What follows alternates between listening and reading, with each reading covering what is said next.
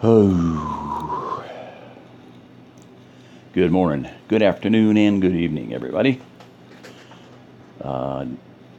We interrupt this program, part whatever the heck. I haven't figured that out yet, but I corrected it on the heading, on the subject line, title of the last video, that I read Departures Part 4, which was really short, and then I read Arrivals Part 1. I started reading it, and I'm like, I went back and checked, make sure what I did, and I was like, man, I distinctly remember reading this to video. So then I remembered. Anyway,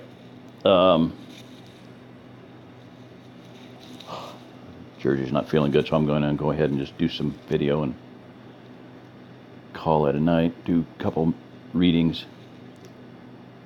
Might do another video beyond that. All right, here we go. Miguel stood up and gave the assembled girls a low, sweeping bow. Señoritas, that was a most excellent repast. You have saved me from a terrible fate of eating my own cooking tonight. I am deeply in your debt.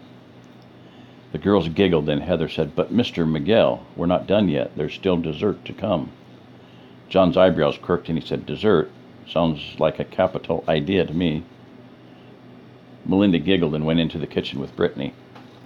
They returned moments later with a tall, dark... try to get that better.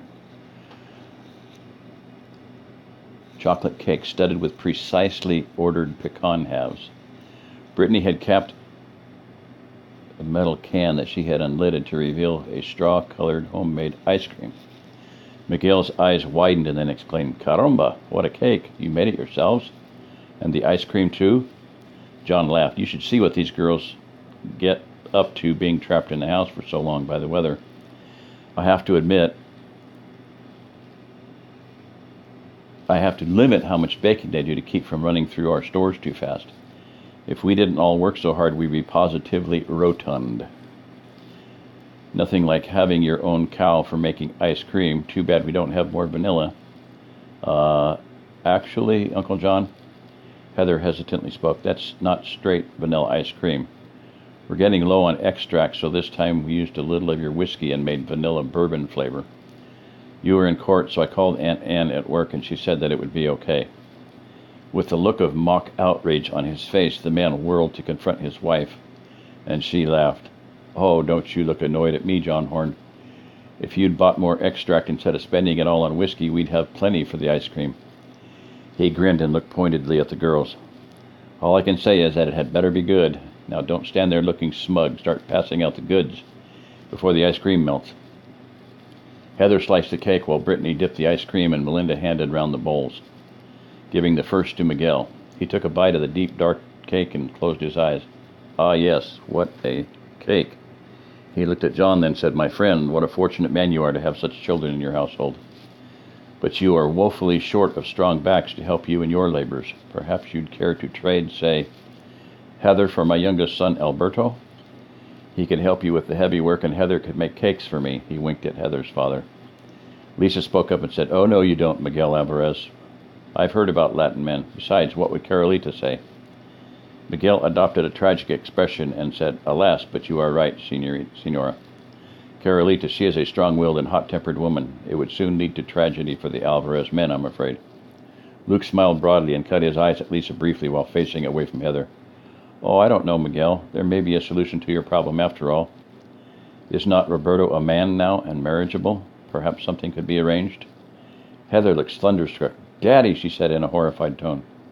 Exactamento, Miguel said. Perhaps such an arrangement can be made. Traditionally, the girl's father would provide a dowry. What do you suggest?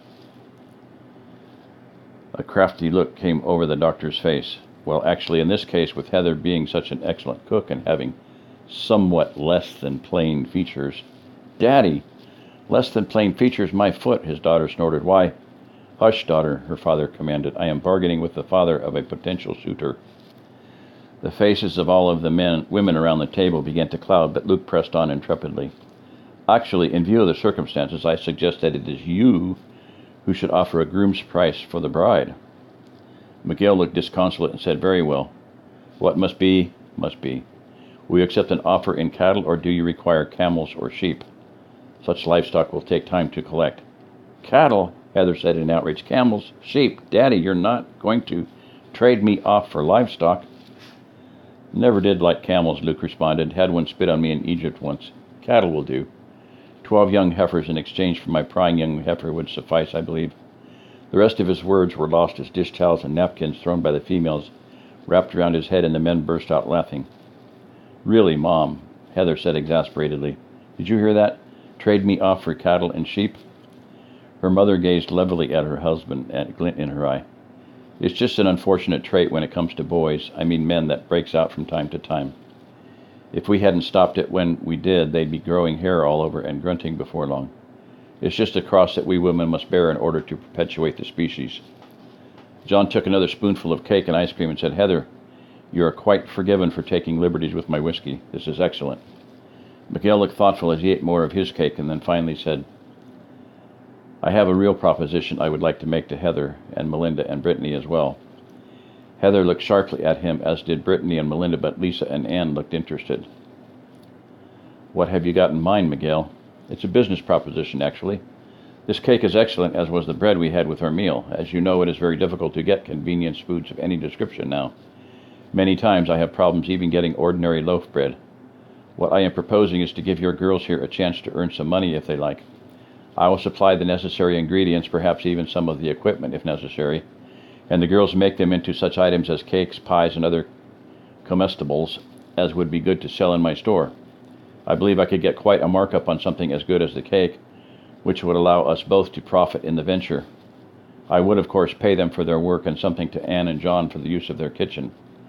The girls would be able to cook to their heart's content, make a little money on the side, and I would get very desirable convenience foods to sell. What do you think? Heather looked excited, as well as Brittany and Melinda. Lisa and Anne looked thoughtful. Well, Anne said, I like the sound of it, but what about the health department? Aren't there regulations about home kitchens being used to make commercial foods? I'm quite sure we could not pass an inspection. I'm not sure any home kitchen could. Miguel nodded his head. He considered for a moment, then said, I do not think it will be a problem, at least not for a while yet. Conditions being unsettled as they are, many are doing things that would ordinarily be frowned upon by our health police. I will run interference for the girls should any bureaucrats become ruffled. During hard times in the past, many people have prepared and sold food from their home kitchens, and I am sure it is happening across the nation even now. I believe our health police will simply have to bow to the inevitable until conditions become more normal. John had been considering the idea since Miguel mentioned it and joined in the discussion. I think you may have something there, Miguel. This could be a real family effort. I supply the physical plant, so to speak, and the girls supply the skilled labor while you supply the raw materials and do the marketing. For the girls' part, we can deal in cash, but for the house, I'd like to work out a barter deal. Anne here brought home some very detailed schematics and materials list for a small-scale methane production plant that was developed in India some time ago, which have been languishing in their archives for years. I'd like to go over it with you and see what you can come up with in the way of materials for building it. You help us build and expand our plant here, and we'll use it to produce your baked goods. Miguel rubbed his chin and said, My friend, I think we have the basis for an understanding here. Allow me to source the necessary supplies and determine how much product I'll be able to sell, and we can all of us sit down and bargain over the details. I'll be happy to help you build your gas plant. Such an installation could serve as a prototype for others to be built in the community as well. A bit of capitalistic self-interest and a public service at the same time. John looked at the girls and asked, Does this sound like something you want to involve yourself in? It'll be a regular job, a must-be-done on time and done right kind of thing. Are you up to it? They looked at each other for reassurance, and each slowly nodded. Heather turned to look at John and said, Yes, sir, I think we're up to it. We'd like to hear Mr. Miguel's detailed presentation when he's got it worked out. Very well then, John said as he put his hand out to Miguel and they shook. Looks like we have the basis for an understanding. Get back with us when you've got your data and we'll discuss this in earnest. Miguel stood and said, Excellent. Senoritas, that was a most excellent meal. Ladies, I thank you for your company. It's growing late, so I should be off before the snow gets any deeper. John walked him to the front door, where he retrieved his coat, put it on, and went outside. John came back into the kitchen and said, Well, that was a fortunate accident you had there, Lisa. She smiled and said, Well, I suppose it did come out all right, but I've still got to get my car fixed. I'm glad to be home and out of that snow. All right, good night. Maybe, maybe not. Come on.